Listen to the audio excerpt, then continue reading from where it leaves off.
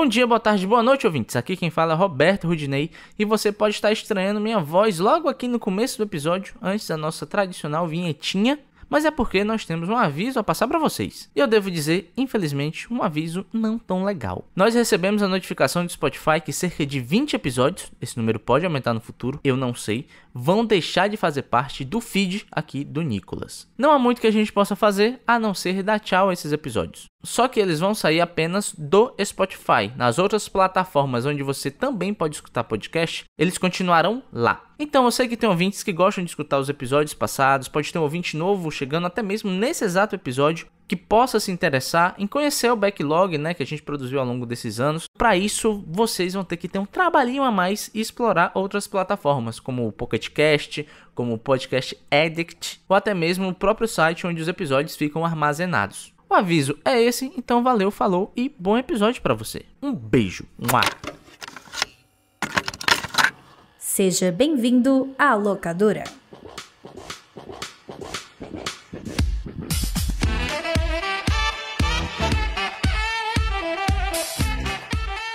Bem-vindos à locadora do Nicolas, a investigação ordenada e sazonal do audiovisual internacional.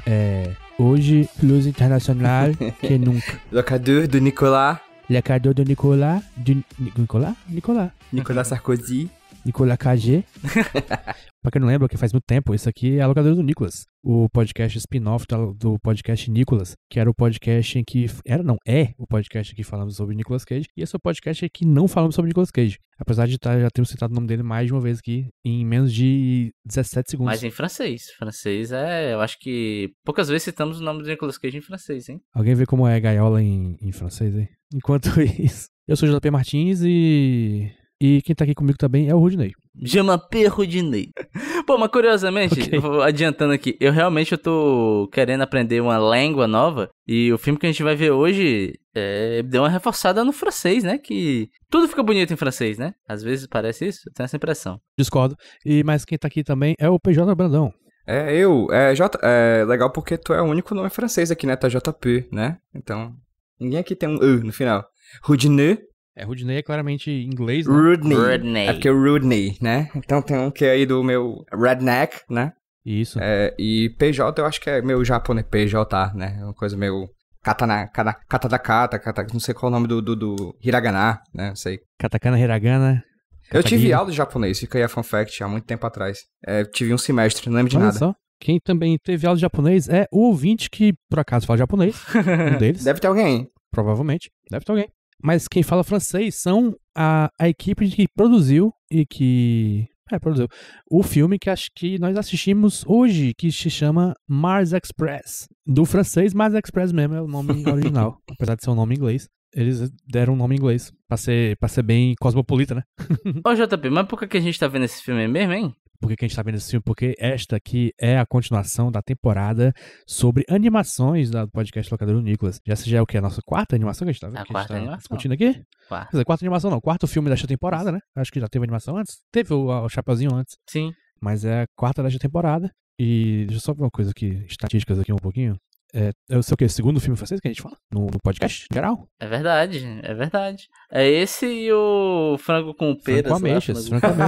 Frango com peras, frango com damascos, frango com... Eu passei por toda uma gama de receitas. É uma né? galeteria. Arroz com piqui. Lagosta e bronzeada. Segundo filme francês, e curiosidade também, é o segundo filme com o ator protagonista de Franco Ameixas, que ele também tá nesse filme, ele é o Roy Jacker. Ah, é verdade. Se você não lembra da voz dele, normal, porque faz 17 mil anos que a gente viu a porra do Franco Ameixas. Fato. Mas enfim, vamos falar sobre o filme. Aliás, foi indicação minha, o que já estava com curiosidade de ver. O Mars Express é um filme de 2023, dirigido por Jérémy Perrin. Inclusive, o Jérémy Perrin, o diretor, eu já era familiarizado com o trabalho dele através de um videoclipe, que é um videoclipe que ficou meio viral na época, no YouTube, que se chama Fantasy, de um grupo chamado DAI. Se eu descrever, talvez vocês lembrem, que era um grupo de adolescentes invadindo uma piscina pública. E aí coisas acontecem nessa piscina. De terror, né? Sim. Virou um clipe infame assim, na época. Caramba. É um clipe que vai pra caminhos que você não espera. É bem legal, assista aí. Acho que não tem mais no YouTube, deve ter no Vimeo, porque acho que ele infringe as regras do YouTube. E pra quem gosta de um terrorzinho é massa. Veja lá. Enfim, eu era familiarizado com esse clipe. E ele não fez nenhum filme, assim, de verdade. Esse é o primeiro filme longa, talvez, porque o outro filme que ele fez tem 70 minutos. É um filme curtinho, é um filme mais de vibes, aparentemente, que se chama Crisis Jung, eu nunca vi. Mas o Mars Express talvez seja um primeiro filme mais tradicional, talvez. Pelo que eu li, Jota, eu achei uma entrevista com ele, entrevista bem interessante até. E ele fala que trabalhou em uma série animada que fez um certo sucesso na França, que é o The Last Man. The Last Man, tá no HBO Max isso aí. Eu sempre quis ver. É verdade, eu não sabia não. Então, aí isso meio que alavancou ele, até nessa entrevista perguntou pra ele, falou assim, dizem que é muito difícil você fazer animação aqui na Europa e tal. Ele fala, não, foi tranquilo, porque eu já trabalhava, porque eu trabalhei nessa série, e muitas das pessoas que trabalharam com ele nesse filme, trabalharam com ele na série também. Eu acho que até outra pessoa que assina o roteiro com ele, o roteiro é escrito por ele, mais uma pessoa. Laurent Sarfati. Laurent Sarfati. Também trabalhou com ele nessa série como roteirista também. Então, meio que é isso, né? Uma coisa alavancou a outra. Pois é, uma equipe de pedigree, né? Eu acho que eu nunca tinha visto animação europeia. Talvez eu tenha visto, mas eu não lembro de nenhuma animação 2D, pelo menos. Vocês têm, assim, experiência com animações de outros lugares, assim, que vocês lembram, assim, sem ser Estados Unidos e Japão? Porque esses são os que todo mundo devia ver, tava manjado, né? E Brasil também, enfim, é outra parada, mas a gente tem contato por ser brasileiro, enfim. Uhum. Cara, pior que de cabeça eu não lembro, sabe? Eu acho que a gente acaba vendo muita coisa ou vinda dos Estados Unidos ou Japão, né? O anime talvez seja a forma de desenho mais popular, não só porque você tem no cinema, você tem Dragon Ball, né? Passava na TV aberta, etc e tal. Então, muitas das nossas referências vêm. E eu acho que a entrevista que eu li dele também corrobora com isso, né? Que parece ser um mercado meio não tão amplo em alguns países da Europa quanto nos Estados Unidos e Japão. Eu acho que na França específico, se a gente fosse falar de outros polos para além dos polos japoneses e japonês-americano, eu acho que talvez a França seja um dos mais prolíficos, assim. Eu tenho um filme que eu gosto muito de lá, que é o Perdi Meu Corpo. Foi uma animação que eu falo sempre, indico sempre que possível. Já indicou aqui no podcast, né? Já é uma animação muito, muito boa, assim. Eu gosto bastante dela, porque ela basicamente se foca em 2 personagens, um deles é uma mão. Então, assim, é interessante porque a França, na verdade, a França e a Bélgica, né, o mercado franco-belga de quadrinhos é muito potente. Você tem aí uma cultura de quadrinhos, de desenho, da narrativa desenhada deles já há muito tempo. Você tem um Asterix lá, desde não sei quando, Tintin, pô. Inclusive, falar um pouquinho depois sobre a influência de Tintin nesse filme de hoje. Você tem uma vasta, né, história do quadrinho, né, da BD. Eu descobri esses dias que o Marsupilame que eu vi na TV Cruz é Bélgica, eu acho. É belga. Da revista Espirro, né, que também não Espirro de espirrar, mas é Espirro de espiral, coisa do tipo. Espirro, que o Marsupilame é daí também. Então você tem uma vasta história, né, da banda desenhada francesa, e eu acho que ele acaba, querendo ou não, por essa grande quantidade e essa cultura muito forte do quadrinho, acaba desembocando ocasionalmente em obras de animação. Não é necessariamente traduções, né, adaptações, mas parece que há um diálogo muito forte. Um dos maiores, talvez o maior festival de animação do mundo seja a Annecy, que é na França. A França, ela meio que ela pode não ser, obviamente, uma indústria tão potente como essas que a gente falou do Japão e dos Estados Unidos, né? Porque realmente é impressionante, é uma grande indústria, você tem quantidades absurdas de pessoas trabalhando nisso, mas lá, talvez, fugindo desses 2 polos, talvez seja um dos polos mais fortes de produção em quantidade, mas de qualidade também no mundo. Eu não sei, PJ, sinceramente, se eu colocaria como um polo tão expoente assim, sabe?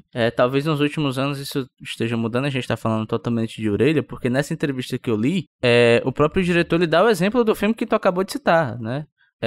O nome tá em francês aqui, né? Do Perdi Meu Corpo, que é o Je perds mon corpo.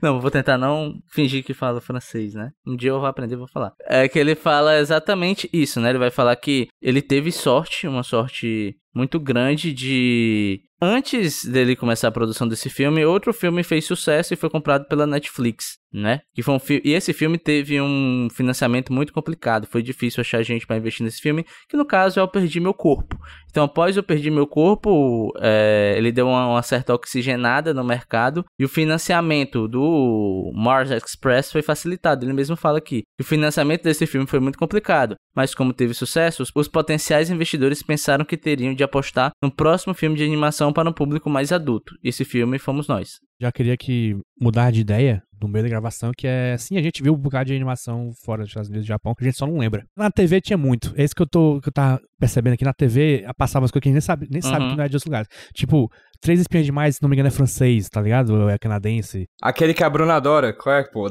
O Ladybug. Ladybug, caralho. Bruno, um beijo, Bruno. Realmente, foda-se. Estamos falando merda durante quase 10 minutos de gravação. Mas o longa-metragem é mais raro mesmo.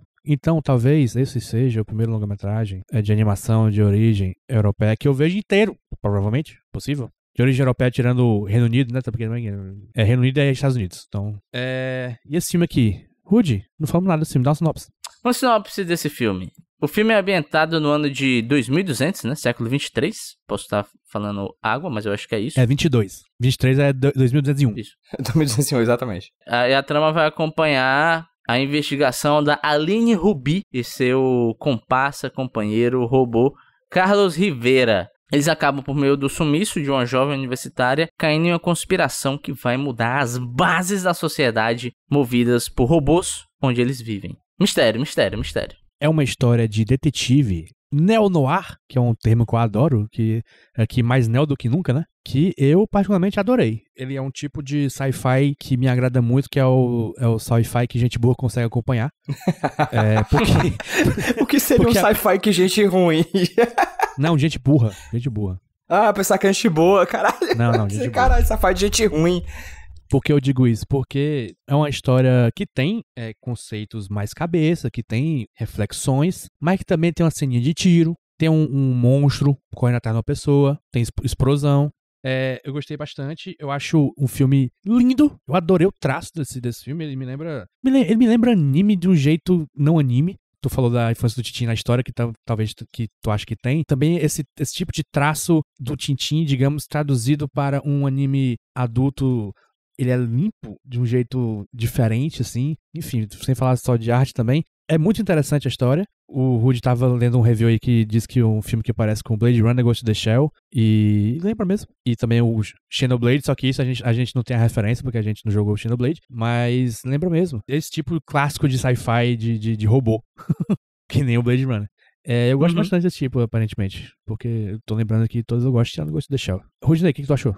Cara, eu gostei muito, porque o seguinte, eu quando comecei a ler, né, me interessar por leituras, um dos autores que eu fui atrás primeiramente, influenciado pelo Nerdcast, foi o Isaac Asimov, né, eu pesquisando livros do Asimov, eu cheguei num livro chamado Cavernas de Aço, que, olha só, me venderam como uma investigação noir, onde um ser humano faz parceria com um robô. Putz, tudo é minha vida. Aí eu fui ler esse livro, né? E eu descobri que ele é ruim pra caralho. Ô livro horrível de chato, meu irmão. Né? Mas enfim, o Asimov é meio que isso, né? Ele é um cara de boas ideias e execuções questionáveis. E o Mars Express é tudo aquilo que eu queria que fosse o Cavernas de Aço entregue pra mim, tá ligado? Eu gostei pra caramba desse filme. Muito, muito, muito, muito mesmo. Eu tô contigo, eu acho um filme lindo, né? E eu também acho um filme que ele tem essas questões, né? Um pouco mais filosóficas, de pensar na vida, pensar em tecnologia, de como a gente se relaciona no nosso mundo atual com isso. Mas, para além de tudo isso, eu gostei de como ele é um filme muito inventivo, sabe? Porque, queira que não queira, meio que o modo que a gente pensa sci-fi, pensa futuro hoje em dia, é um pouco difícil, sabe? Você ver coisas realmente novas, ou que te surpreenda em termos de tecnologia, né? Geralmente eu acabo gostando mais da visão do passado sobre o futuro, não do presente sobre o futuro, que, não sei se é porque eu fiquei muito saturado de ler sobre isso quando eu tava escrevendo meu TCC, eu já falei que eu trabalhei com inteligência artificial, né? Então eu li muita coisa sobre, e hoje em dia me deu meio uma cansada, mas uma das paradas que eu gostei, para além de tudo, para além de ser um filme muito bonito, para além de ter personagens muito interessantes, eu gostei muito de praticamente todos que são mostrados pra gente. A coisa que mais me pegou foi esse mundo, sabe? O jeito que ele usa a tecnologia, o jeito que o modo como as pessoas se comportam, conversam, se comunicam nesse mundo é diferente, né? Tipo, o lance do telefone, né? Do telefone, você não ter mais uma telinha de telefone. Você tudo dentro da sua cabeça, por exemplo. É um detalhe bobo, mas que você vê que meio que o mundo moldou um comportamento diferente do que a gente tem hoje em dia, nesse mundo que ele tá escrevendo, né? E também é interessante você notar que a gente tá acompanhando esse mundo, que tem um modo de funcionar estabelecido, mas que ele tá à beira de uma mudança, né? E o filme vai tratar muito dessa mudança e o porquê que essa mudança vai acontecer. É basicamente isso. Filmão. PJ, o que tu achou por cima? Bicho, é impressionante esse filme, assim, a primeira sensação que eu tive era de que, caramba, que filme intenso. Tipo, nos primeiros 3 minutos você já tem robô, morte e tiro. E, tipo, tomando por base que esses 3 minutos, 1 minuto e meio é crédito de produtora, né? Como se muita gente tivesse investido nesse filme. E logo em seguida, quando a gente começa a ter as cenas abertas, né? Os modelos diferentes de robô, os próprios personagens e cada um lidando com a tecnologia de uma forma diferente, você vai percebendo que o filme ele é riquíssimo. Ele é de uma beleza que ele não cabe em si. Dá vontade de voltar ao filme pra ficar vendo frames desse filme o tempo inteiro. Ele é bonito na ambientação, ele é bonito no character design, ele é bonito nas cenas de ação, ele é bonito nas cenas de investigação, ele é bonito o tempo todo. E é um filme que, além disso tudo, tem uma excelente trama de investigação. Ele é um filme rápido, ele tem menos de 1h30, tem 1h20 e poucos minutos, o que já denota que ele é bem condensado, mas ele é muito bem arquitetado nessa investigação. Parece que nada fica faltando. Toda vez que tinha alguma informação ali que eu dizia, certo, mas por que ele chama esses personagens, por exemplo, de aumentados? Ou por que eles chamam isso de jailbreak, ou quebra de cela? E, tipo, 2, 3, 4 cenas depois, ele dizia, se aquete, meu filho, que eu vou lhe contar. E aí ele contava numa cena super rápido, no melhor estilo que a gente sempre fala, né, Rudy? O show don't tellzinho, né? Daquele jeitinho, bem equilibrado. Então eu achei um filmaço, belíssimo. Tenho certa dificuldade em dizer o que eu não gostei. Se é que tem. Então vá pensando aí, porque eu quero xingamento aqui até o final do programa. Ô, PJ, fala o que tu ia falar da relação que tu vê do Tintin com esse filme. Na verdade, Jota, eu vou falar um pouco além do Tintin. Tu tinha falado que o filme parece um anime. E a relação da animação japonesa com a animação... Na verdade, das artes gráficas japonesas com as artes gráficas francesas é muito grande. Em sala de aula mesmo, na História da Arte, eu falo muito disso, assim, tipo, tem pintura do Van Gogh, autorretrato do Van Gogh, quando ele tava em Arles, no interior da França, que atrás dele tem, tipo, uma pintura de uma geisha. Porque o Van Gogh, ele faz parte de uma época das artes francesas, ali do impressionismo e tal, que é conhecido com uma tendência que é conhecida como japonismo, que é quando o Japão se abre, uma das primeiras vezes que o Japão se abre para o mundo, e as artes gráficas do Japão viajam o mundo. E isso vai influenciar fortemente os artistas franceses. E é muito bizarro como isso acontece naquela época, e parece que abriu-se ali um túnel temporal, bicho, que não fechou nunca. Porque até hoje você tem essas referências. Por exemplo, vamos lembrar do filme lá que gerou os clipes do Daft Punk. Pô, anime. O Interstellar 5555. Recentemente o Justice, que é um duo de música eletrônica francesa. Lançou clipe também de um disco novo. Tudo inspirado em anime, né? Então você tem esse contato muito grande. Você tem uma vertente dos quadrinhos que é esqueci agora, acho que é o novelle mangá, né? O novo mangá. Que é tipo mangá japonês, as tramas, etc., mas com um traço francês. Então você tem o Frederic Boilet com as obras eróticas dele, né? Spin-off de O Kiko, Garoto de Tóquio. Então, assim, parece que essas coisas nunca deixaram de ter contato, desde quando essa porta se abriu. E o Mars Express, cara, quando eu vejo, ele me parece muito anime, ele é muito inspirado em anime, você tem ali toda a questão dos personagens do character design, mas principalmente na cor, me lembra muito um tipo de coloração que é muito clássica do quadrinho francês, que é a famosa linha clara, que tá no Tintin, que é a ideia de você ter um traço muito fino. Algumas pessoas costumam desenhar, por exemplo, perspectiva, uma coisa mais pra frente, uma coisa lá pra trás na cena. Então, o que tá mais pra frente, as pessoas costumam colocar um traço mais grosso, o que tá lá atrás fica mais fininho, como se você quisesse perspectiva dessa forma, com a linha grossa ou mais fina. Não, todas as linhas são iguais, você não tem isso, e tem pouquíssimo uso de achura e de sombra. As cores, às vezes, nas roupas dos personagens, fica chapada. Tipo, uma blusa amarela, ela é, tipo, toda amarela. Não tem sombra na roupa, entendeu? Isso é muito devedor do quadrinho do Hergé, né, do Tintin, e do que veio depois com essa linha que é a linha clara, que é típico do quadrinho franco-belga. E aí, cara, é muito impressionante como esse filme, ele é uma mistura disso tudo. Já foi citado aqui pelo Rudy, o Asimov, pô. De outra época, de outro lugar do mundo, mas tá lá as 3 regras, né, da robótica. Então esse filme é uma mistura, cara, de referências, o que é, pra mim, extremamente surpreendente, e vou usar o apontamento que o Rudy falou. É impressionante como ele é inovador. Porque parece que ele não cria nada, tudo ali é um grande amálgama, tudo ali é um grande remix. Mas mesmo nesse grande remix, o que sobra no final das contas é uma obra que talvez nos próximos filmes de cyberpunk, de neo-noir, em ficção científica, coisas do gênero, eu vou achar e vou ser bem sério dizer que eu acho que eu não vou encontrar. Porque esse filme, ele inovou demais. Pois, Jota, porque eu vou questionar. Questiona. Porque tu falou que ele pegou um bocado de referência de tudo e por que tu disse que isso é inovação? Porque eu não vejo inovação como novidade. Eu não vejo inovação como originalidade. Eu dei essa aula hoje, inclusive, para o pessoal na disciplina de tecnologia aplicada à comunicação. Eu não vejo originalidade como uma coisa que nasce do nada. Existe um nada e tal hora o Big Bang acontece e vem uma coisa nova. A inovação pra mim, ela é... A originalidade e a inovação pra mim, elas são mais na forma do que no conteúdo. São maneiras diferentes de articular coisas que todo mundo, ou que pelo menos outras pessoas têm, mas só você sabe articular daquela forma. A originalidade pra mim, ela é fruto da mistura de muitas referências de uma forma completamente sua.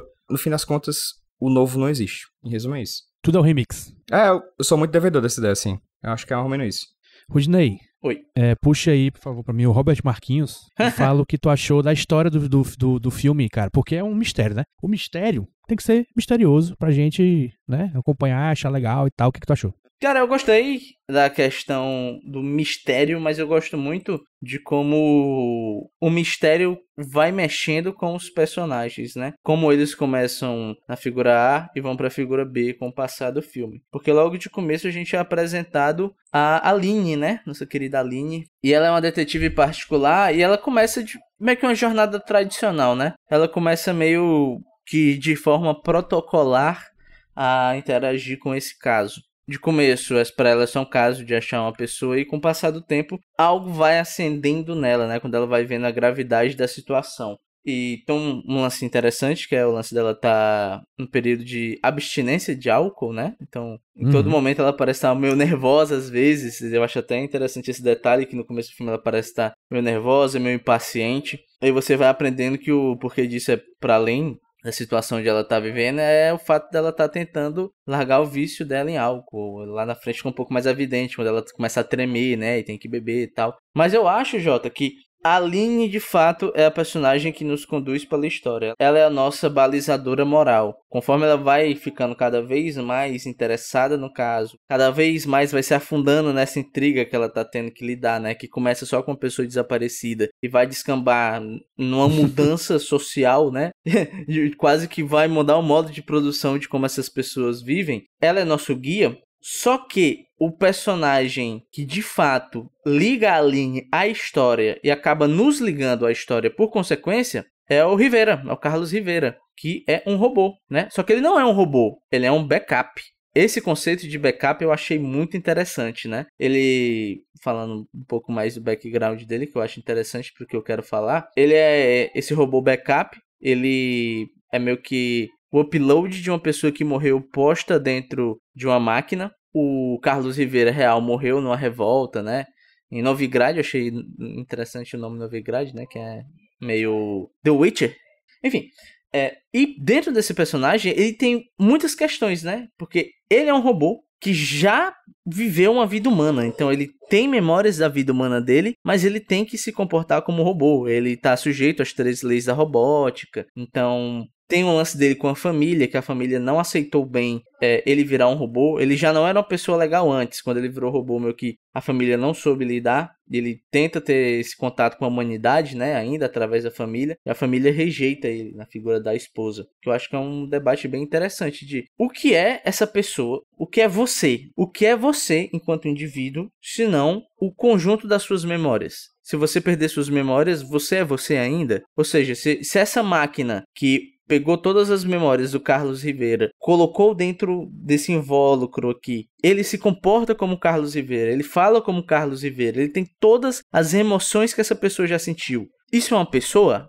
E eu acho isso muito interessante durante o filme. Essa coisa que eu achei mais interessante visualmente, que ele começa com uma fisionomia humana, né? Ele tem a cabecinha holográfica flutuando, mas o corpo dele tem metal, mas tipo, ele veste roupa, etc e tal. E chega um momento que ele começa a se libertar do eu robô, do eu máquina. E o lado interno dele, o lado dele de pessoa, o lado dele humano, de carne, que não há mais carne, começa a vir à tona. E nesse momento que ele começa a vir à tona, rola uma certa contradição visual que ele tá ficando cada vez mais humano. Ele tá começando a ter sentimentos e ações cada vez mais humanas. Sei lá, ele vai transar, tá ligado? Né? Que é coisa mais humana, mais carnal do que isso, do que sexo. Só que a partir desse momento ele começa a se desmaterializar enquanto fisionomia humana. Ele fica cada vez mais robótico. Então eu acho ele o personagem mais interessante do filme porque ele tem vários dilemas morais posto nele e ele tem essa dicotomia dele ser uma máquina humana. E quanto mais máquina ele vai se parecendo, mais humano ele vai se transformando. Então é um personagem com essa contradição de máquina humana, né? Metal e carne, que eu acho que descamba no final, que é muito bonito até. Nisso, justamente no que o que faz ele um ser, no final das contas, né? O que faz esse personagem um ser, uma pessoa. Uma entidade que a gente tem que considerar como passível de sentimentos para com, né? É muito parecido com o que a gente tem no Blade Runner, né? Tanto no primeiro quanto no segundo. O segundo a galera não gosta tanto, mas eu adoro. Eu acho que a discussão de humanidade lá é muito legal, é muito bem traçada. E parte de outro viés, né? Enquanto o primeiro filme do Blade Runner você tem uma visão mais individualista e até uma visão mais teológica do que é um ser humano. O segundo filme do Blade Runner, eu acho que acaba tendo mais paralelo com esse aqui, né? Eu acho que ele bebe dessas duas fontes, tanto num viés mais individual e teológico, para um viés mais coletivo, né? O que me faz ser humano é estar dentro de uma coletividade. Eu me identificar como ser para com outro ser que me identifica como ser, né? Eu estar dentro dessas redes sociais que me definem como humano. E esse filme, eu acho que esse filme ele bebe dessas duas discussões e acaba achando um ponto comum entre elas muito interessante, muito bonito. Tem uma coisa, Rudy, do que tu falou que eu acho muito específica dos backups do filme, né? Desses personagens que morreram e são colocados no corpo metálico de um robô. O design deles se difere dos outros robôs, né? Os outros robôs meio que são humanoides, eles possuem 2 braços. Não todos, mas a maioria deles tem lá 2 braços, 2 pernas, andam como se fossem humanos, tem cabeça humanoide. Mas especificamente os backups, né? A cabeça deles, o rosto deles, que é literalmente a imagem que a gente coloca nos nossos RGs, né? Nas nossas identidades, né? Como a gente vai se mostrar, é o rosto da pessoa que morreu projetado no holograma. Então o rosto tá lá, o rosto ainda é essa figura, né, esse contato inicial dessa máquina que projeta esse rosto que é do humano que faleceu no passado. E tem uma coisa no filme, partindo dos personagens, mas indo pro universo dele como um todo, que eu acho muito interessante, cara, é que por mais que seja um sci-fi extremamente futurista, que se passa prioritariamente em um outro planeta colonizado, que é Marte, o filme me parece ser todo pensado de uma perspectiva muito humana. Tipo, toda a tecnologia do filme é humana. Tipo, as fotos, que são como se fossem papéis, fotos impressas, na verdade são telas touchscreen. Tipo, a fila de não ultrapasse da polícia é a fila de não ultrapasse da polícia lá também. Mas, tipo, é uma tecnologia animada, vai passando a mensagem. Parece tudo muito... Não sei se a palavra vai fazer sentido, mas parece muito humano core. Dá pra entender? Absolutamente tudo que é extrapolado pro futuro... Tudo que o diretor lá pega... Beleza, estamos em 2023. Vamos puxar essa baladeira lá pra 2300, 2201, lá pra século 23. Parece que ele estica de uma visão muito humana. Acho até um filme mais tecnologicamente esperançoso e bonito do que a porra da tecnologia que a gente tem hoje em dia, entendeu? Porque parece que é tudo muito pensado pro humano se complementar em sua humanidade. Toda a tecnologia do filme é pensado, tipo, o humano em expansão, enquanto... A gente tá vivendo nessa realidade do mundo de cá, né? Fora da ficção, a gente tá vivendo um mundo cyberpunk que amassa o ser humano, que aperta o ser humano, que maltrata e tortura o ser humano, enquanto lá parece que é pra expandir. É surpreendente. Até tu falou, Jota, que tu gosta muito do termo neo-noir. É legal, né? Porque noir você tem a ideia de escuridão, né? Aquela coisa tipo sombras, noite. E neo-noir você pensa... É noite, só que tem, tipo, um neonzinho ali. Aqui não, pô. Aqui é coloridão, aqui é bem iluminado, aqui as coisas são claras, né? Então... Muita coisa de dia. Muita coisa de dia. Por mais que o dia de lá seja projetado por uma tecnologia, né? Não é exatamente o sol que projeta a luz. Mas, enfim, é tudo muito claro. Acho que é isso. Não sei nem se existe esse palavra que quem já usou, mas Humano Core é um filme que parte do humano e cria sua tecnologia a partir... Isso me lembra, PJ, é o esquemorfismo. Não sei se tu sabe o que é isso. Eu já ouvi essa palavra, mas não sei do que é, Jota. Isso antigamente tinha muito nas coisas no ícones do iPhone, que é... Tudo tem uma sombra, tudo é 3D, as coisas imitam coisas de verdade, tipo o ícone do Instagram era uma câmerazinha de verdade. O ícone do bloco de notas é um bloco de notas de papelzinho. É tipo tudo imitando a coisa que ele tá representando. Tenta trazer o físico pro tecnológico. Isso que tu falou parece muito uma extrapolação do esquemorfismo pro máximo, sabe? Eu acho massa essa visão aí, que são coisas que eu não pensei nada, porque eu sou burro e também que eu vi o filme tem 2 meses. Vamos pra notas? Oh, peraí, então, eu quero falar um pouco também. Então não vamos pra notas. Não, só pegando toda essa discussão, eu queria voltar nesse ponto do corpo, né? Eu queria muito ter lido aquele manifesto ciborgue, tá ligado?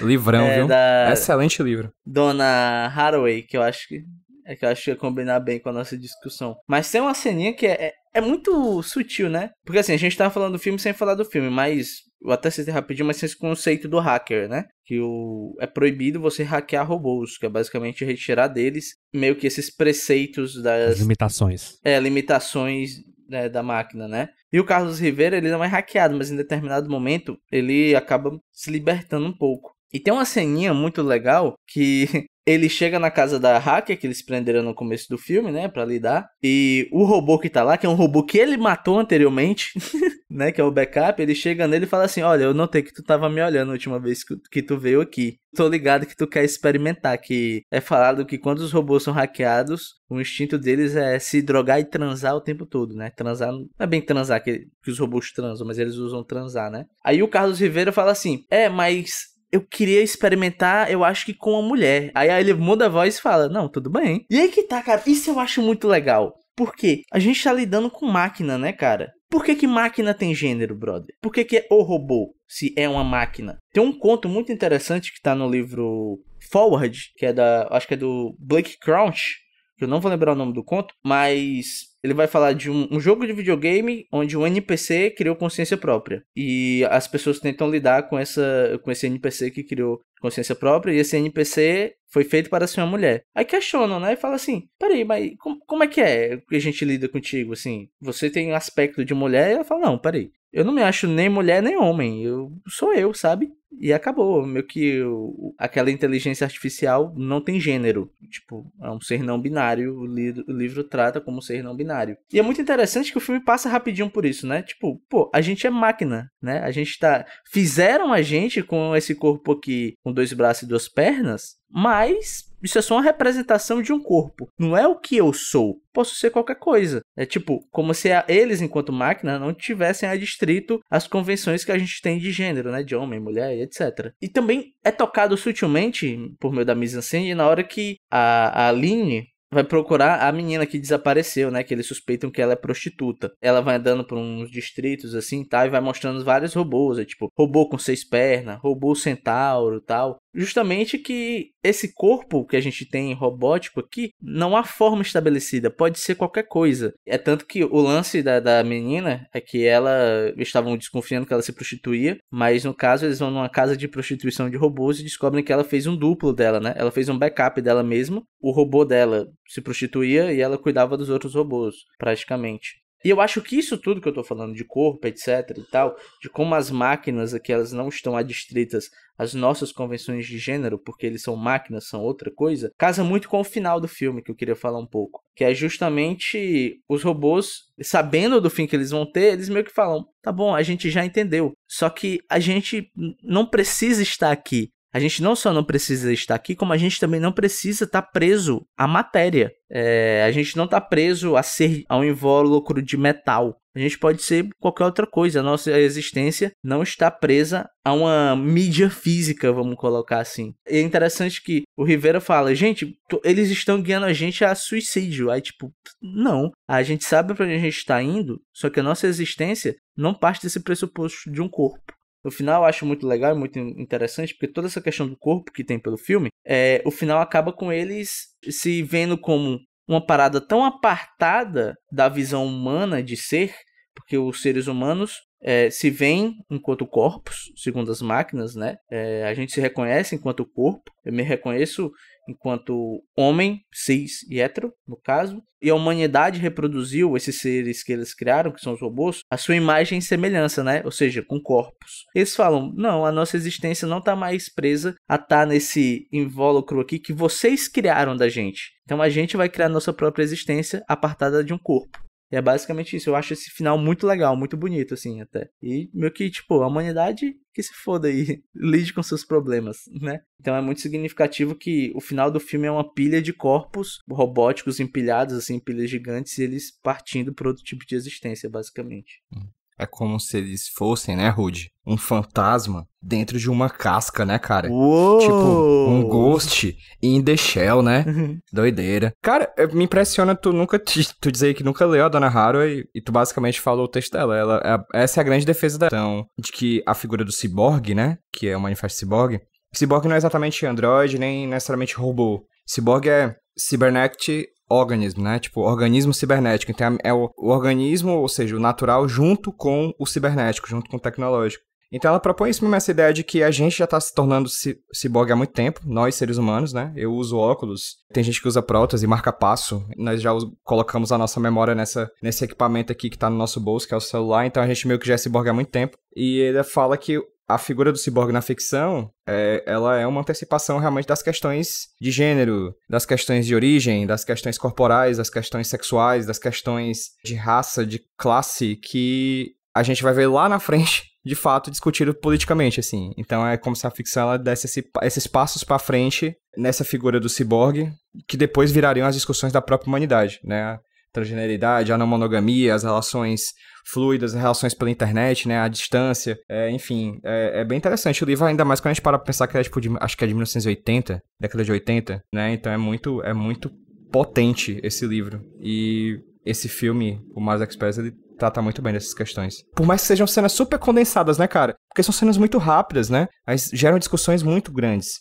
É porque eu acho, PJ, que a gente não falou muito de elementos cinematográficos, é porque eu acho que esse filme, para além de tudo que a gente tá falando, ele é um filme muito rico em história. Eu falo história com um H maiúsculo, né, e pegando um termo bem amplo e geral. Porque essas discussões estão permeadas por todo o filme e nas mais diversas instâncias. Não tá só no que os personagens estão falando. Tá no mundo que eles estão vivendo. Tá numa cena rápida deles mostrando a fachada de uma casa, a fachada de uma loja. Tudo aquilo ali é história e tá sendo passado para você. Ele pode parecer um filme condensado, mas é porque ele usa de todo o aparato audiovisual para te estar passando informação e para estar fazendo você habitar esse mundinho por 1h20, que é a duração que ele tem, né? Então, é muito vívido tudo, né? Você sente que você meio que conheceu o modo como as pessoas ali vivem, sem o filme ter parado pra te falar, realmente, né? Vou para a escola hoje, é assim que as crianças... Sabe? Sem passar por esses pormenores, você acaba enxergando no filme conteúdo onde tem lacuna dentro dele, entendeu? Como eu disse, é um filme que muita gente boa consegue entender, apesar disso tudo. Vamos para notas? Vamos condensar toda essa discussão em valores numéricos relevantes? PJ, Brandão, que nota você dá para Mars Express? Lembrando, né, que as notas aqui do Locador do Nicolas nunca são 10, né, Jota? Nunca são 10 porque Nicolas Cage não tá aqui. Porque esse filme, infelizmente, não tem Nicolas Cage. Exato. Se não tem Nicolas Cage, já não tem como o filme chegar no ápice do que ele pode ser. Mas, tomando por base até onde esse filme poderia chegar, ao meu ver, ele chegou. 9 de 9. Rudinei. Eu tô com o PJ, eu acho que numa escala Nicolas Cageística, esse filme tá no ápice possível, pra mim é 9. Adorei. Eu acho que a palavra certa é a Nicolas Cageada. A Nicolas Cageada, perfeito. A Nicolas Cageadinha.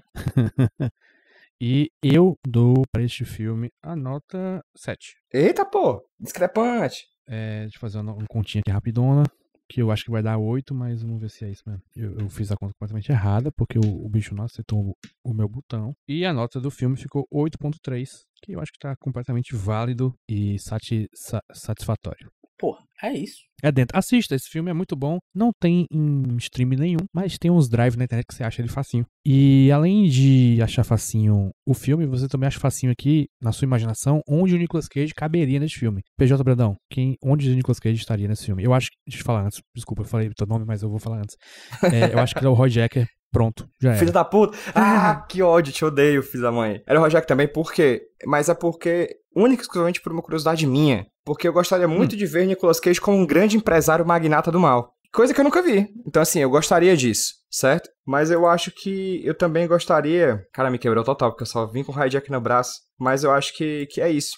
Vocês podem fazer uma indicação em uníssono, pô. Pô, podia ter também, sabe o quê? Um momento em que aparecesse uma TV, que aparecessem famosos do passado. Podia ter o Nicolas Cage ali projetando na cabeça. Trabalhando até hoje. Trabalhando até hoje. E aí, tipo, 3 backups. Um backup do JP, do PJ e do Rude gravando podcast Nicolas. no século 23. Fazendo podcast Nick Up, que é só sobre os backups. O episódio 1328 do podcast Nicolas, assim. Caralho, que inferno, velho. Não. Sabe quem também o Nicolas Cage poderia ser? Um daqueles Metal Gears orgânicos que tem no final. Podia ter a cara do Nicolas Cage. Porra, o Metal Gear. Metal Gear, orgânico, colossal. seria foda. Deu pro teu aí. Cara, eu queria um Nicolas Cage de puto. De puto. Um robô prostituto. Putão. Completamente sexy. Porque assim, os robôs putos, né, prostitutos, eles estão ali bonitinhos e tal, mas falta um peito cabeludo, pô. Eu senti falta de um Sintético. peito cabeludo no futuro. Será que no futuro? Eles estão ali pra servir pra todos os gostos, mas faltou esse gosto específico. Exatamente. A galera que gosta dos ursos também tem que ser contemplada. E Nicolas Cage tá lá pra contemplar, tá? Vai ter um dele do lado no Tony Ramos, tá ligado? Você pode, por um valor simbólico, fazer homenagem com 2 homens de peito cabeludo. No futuro, né? No presente também, né? É verdade. Dá pra fazer assim, né? Sempre é possível. Vai de cada um, né? Pois é. Quem somos nós, né? Pra julgar o outro aí, o coleguinha. Já que já achamos Nicolas Cage aqui, vamos indicar filmes. Posso começar aqui? Eu vou indicar 3 filmes. Vou indicar primeiramente Mickey 17, que no momento desta gravação acabou de estrear. Eu já vi.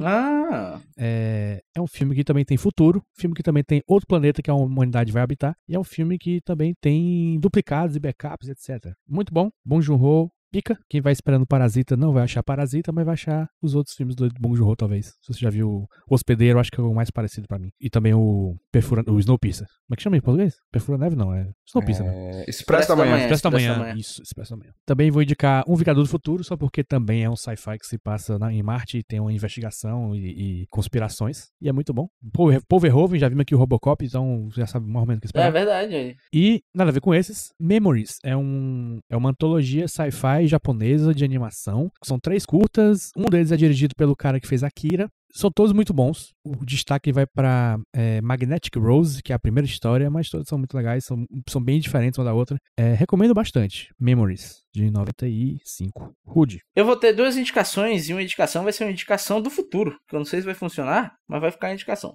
A primeira indicação é um filme que eu revi recentemente com minhas amizades, acho que o JP estava presente, não lembro, que é Minority Report, pô, do nosso querido Steven Spielberg, com Tom Cruise e Colin Farrell. Eu lembro de gostar muito, né, no meu passado que eu assisti, eu adorava esse filme. E revendo, eu descobri que ele é melhor ainda do que eu pensava. Porque esse tal de Spielberg, ele realmente é bom, viu? Você fica duvidando aí do idoso? Sabe o que tem nesse filme que nunca saiu na minha cabeça, Rudy? O Tom Cruise correndo atrás do próprio olho. Sim! Isso é uma parada legal, porque o filme é tipo... discussões sobre livre-arbítrio, punitivismo, Foucault, e corta Tom Cruise correndo atrás do olho. É muito bom, pô. Tá vendo? É bom demais. Tocando a música do Big Hero. Exatamente. É muito bom. E a minha indicação futura é de um livro que eu li, vai virar série, e se a série for tão legal quanto o livro, vai ser divertido, que é o Murderbot. Os livros são As Crônicas do Robô Assassino, eu li só o primeiro, que é Alerta Vermelho. Vai ter uma série com o Alexander Skarsgård como o robô assassino. E é um livro muito divertido, cara, é muito legal. Gostei muito e fala sobre um robô que ele se auto-hackeia. E o que ele vai fazer quando ele se auto-hackeia? Buscar liberdade? Viver a vida? Não, ele vai maratonar séries. E infelizmente ele tem que ser o segurança de uns humanos malucos em um planeta desabitado. E ele fica muito puto por ter que trabalhar e não poder ver sua série. Ou seja... Nós. Qual? Nós, né? Nós, gente como a gente. Merminho. Enfim, a série vai sair pela Apple TV, então você que tá escutando provavelmente não vai saber que saiu e não vai assistir, como 90% das séries que estão na Apple TV, fora Ruptura e Ted Lasso. Mas eu espero que seja legal, porque o livro é bem divertido. A Apple TV é lavagem de dinheiro demais, né, bicho? Impressionante. Rudy, qual é o nome da série? A série vai ser Murderbot, né? E o livro... Eu gosto que tu fala Murderbot como se fosse bunda assassina. But... Sorry, my accent is a British accent. É o accent de Maracanã. É o accent CLM. CLM accent. Maracanã. Eu aprendi Maracanã em inglês. É NMA, né? PJ, dá tua indicação aí. Bem, nessa relação entre corpos descartáveis, robôs, etc. Por algum motivo veio na minha cabeça um filme de ficção científica misturado com romance com drama e tudo mais, que veio muito forte, assim, que foi Não Me Abandone Jamais, Já assistiram esse filme que é com Andrew Garfield, Keira Knightley, Carey Mulligan. São corpos humanos, são seres humanos que são clonados, né? Pra que eles sirvam de doadores de órgãos pra humanos que não são clonados. A Ilha de Michael Bay? Meu Deus! Temos indicação. Olha aí. Só que a Ilha de Michael Bay é mais romântico, aqui é mais ação. Cadeira. E aí eu fui vendo aqui e descobri que o roteiro do filme é de quem? Alex Garland. Olha só, o cara do Ex Machina, o cara do Guerra Civil, o cara do Annihilation. O cara do meu TCC. Exatamente. Então, faz sentido ser dele vendo em retrospectiva, porque ele pega essa dimensão da tecnologia, da clonagem de humanos e tá com um dramazão em cima. Então, eu acho esse filme bem interessante. Não Me Abandone Jamais. É inspirado em um livro do Kazuo Ishiguro, sabe o nome do autor japonês. Então, filme bem bacana de 2011. O ator japonês que é inglês, na verdade. Perdão aí. É o seguinte, vimos esse filme, que foi minha indicação, e a próxima indicação é do Rudinei. Qual vai ser o filme que vamos ver no próximo episódio da 4ª temporada do podcast Locadora do Nicolas. Querido público e queridos amigos que compartilham esse podcast comigo, nós saímos aqui de um filme divertido, bonito e com debates filosóficos, e a gente vai pra um filme que também vem com debates filosóficos. E tem coisa mais filosófica do que ver Gabriel Medina metendo um salto 360 numa onda. Por isso que a gente vai ver, tá dando onda. Surf Up. Próximo episódio. Surf. Tem coisa mais filosófica que surf, PJ? Não tem, tá doido? Não tem. É o seguinte, quero fazer o trato aqui de todos assistimos em português. Em português, não. Se for em inglês, nem venha. Tem outra língua desse filme? Eu não quero saber o nome original de Cadu Maverick e do João Frango. Eu quero conversar sobre Cadu Maverick e João Frango. Cara, Exatamente. Filme, eu assisti esse filme no formato memes, agora eu vou assistir ele em formato filme mesmo. É isso aí. Enquanto isso, taca a mãe pra ver se vou. Até o próximo episódio. E segue a gente por aí, porra. @podcast Nicolas no Buscas, do Jabá. no Instagram, em outros cantos aí. Onde tiver, você digita @. Se não tiver, porque não tem. Se tiver, porque tem. Me siga no Buscas e no Twitter, @Rudilonia, e meu letterbox é Rudilonia. E é isso. O meu letterbox é JP Martins, meu Buscas é João Paulo. PJ, né? Eu HQ sem roteiro em tudo que é rede social. É isso. Tchau. Tchau.